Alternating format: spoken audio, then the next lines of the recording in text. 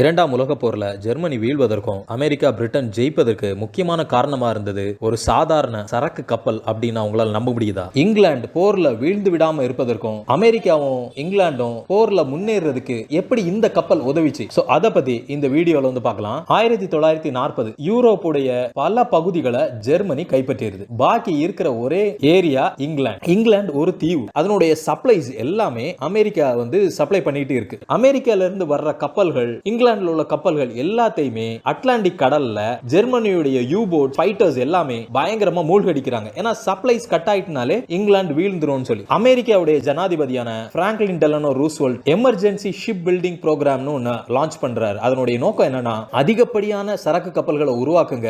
ஒரு கப்பலை ஜெர்மானியர்கள் வீழ்த்திட்டா அதுக்கு பதிலா 4 கப்பலை நம்ம இறக்கணும்னு சொல்லி அந்த சரக்கு கப்பல்களுக்கு வச்ச பேர் லிபர்ட்டி கிளாஸ் கேரியர். அமெரிக்கால இருக்கக்கூடிய எல்லா ஷிப்யார்ட், கிட்டத்தட்ட எல்லா ஷிப்யார்ட்ஸுமே இந்த கார்கோ ஷிப்பை பில்ட் பண்ண ஆரம்பிக்கிறாங்க. 4 வருஷத்துல 2710 கப்பல்களை பில்ட் பண்ணாங்க. ட்ரெடிஷனலான மெத்தட்ஸ் எல்லாத்தையுமே உடைச்சிட்டாங்க. வெல்டிங் யூஸ் பண்ணாங்க. அதுல அசெம்பிளி லைன் கொண்டு வந்தாங்க. தொழிலாளர்கள்ல பாதி பேர் விமனை கொண்டு வந்தாங்க.